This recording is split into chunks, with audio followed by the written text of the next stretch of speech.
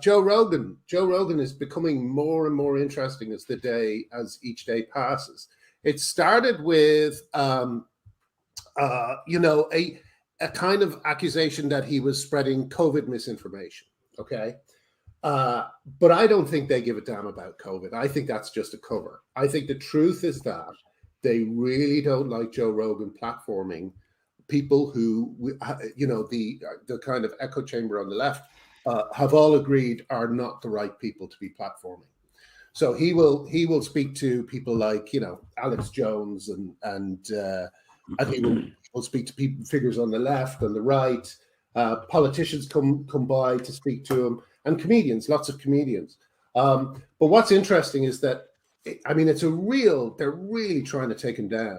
And I read a brilliant piece about it that I posted on my blog. Someone told me it's from a right-wing magazine, but I don't care because it's very good. It's Tablet, and I think the piece is called the Gray. Tablet. That's not a right-wing magazine. It's a Jewish magazine. I don't know. It might be a little bit conservative, but I think it's primarily Jewish. Oh, there you go. Yeah. Well, that's what I thought. When I saw Tablet, I thought that doesn't sound like Sturm von Travel Nazi name. I just thought that sounds like Slate or something. So anyway, so I read it, and it's brilliant because it's talking about how it's not just women who have been affected by cancel culture and comedians like me and all sorts of different, or comic writers like me and comedians and all sorts of different people. But what's interesting, I just found out recently that I think it was on Andrew Doyle's show, someone mentioned it, that when they couldn't get him, they started to come after comedians he knows. So they've started to come after people who don't have his power and who don't have his platform, and they are finding old tweets and they're amplifying them. And this is a friend of Joe Rogan's and stuff.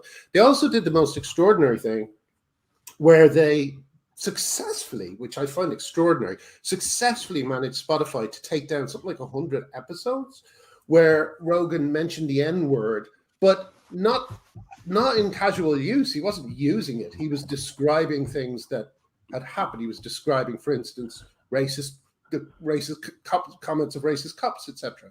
And so that's been painted as another. So now there's just this kind. If I hadn't looked into that, which most people don't, they would just go away thinking, "Oh, he's throwing the N-word around." Here's the thing. Basically, as he often points out, the stuff that he is saying on the show, they often say it like 6 months before it's said officially. The best example is the Wuhan leak business, because that was kind of dismissed as nonsense, and of course it turns out to be very probably true. So like he's just. And the other thing is, I've been listening to his podcast recently because I wanted to make sure I got it right, and in fact I listened to a COVID one. I can't remember who he had on it, but he was very clear throughout, over and over again. He kept saying a variation of, I'm just a dummy. I'm not a reliable source.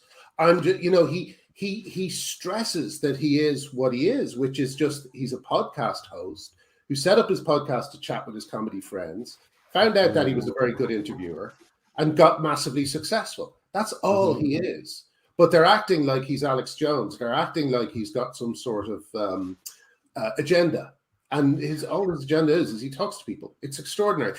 As I say, when they couldn't get to Rogan, they just started shooting at his friends, and now they're shooting at Trevor Noah. Noah's had to apologize. It's just insane. Oh no! Joe Hopefully she'll come right back when she'll be back. Yeah, I was thinking of something like that would happen, but that's so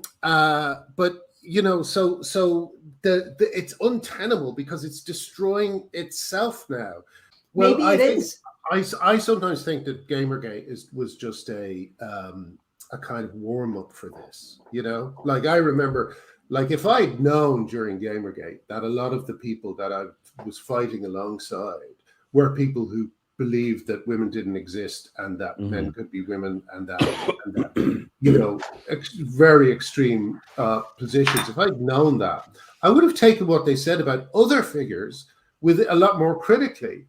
Like, for instance, I remember thinking a similar thing to the Joe Rogan thing, which is Jordan Peterson, I don't know what it is, but there's something about him. There's so he's something, you know, and he wasn't. He's like the most anti-authoritarian, like anti kind of you know, anti hard left, anti hard right, totally middle of the road, anti vegetables.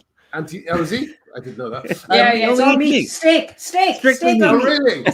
Steak only for men. But you know, do you know what I mean, Helen? That's kind of going to be portrayed as that's plucked out because it adds to the picture of him as a kind of Iron John type, you know. Of course it does. Of course it does. Know what I mean? I mean, but it's not true. It's not true. Well, he's the most. If you read his writing, it's so. I have read his writing. Passionate. I'm making the point that there's like I was just talking about Jordan Peterson being similar to Rogan in the sense that there is an air of, certainly on the left, certainly on left-wing Twitter, there's an air around Jordan Peterson that something is wrong there. He's somehow right-wing. He's somehow evil. And it's never backed up by anything. And I look back as far as I could, and I discovered that the reason he was initially cancelled was purely because of his pronoun stance, his stance on compelled speech and pronouns. It's all back to that. And he said on an interview recently, since then, he's had about 55 of these storms where he has to kind of, you know what I mean? And it's because they pluck out whatever helps them build a picture that he's a right-wing ideologue when he's anything but.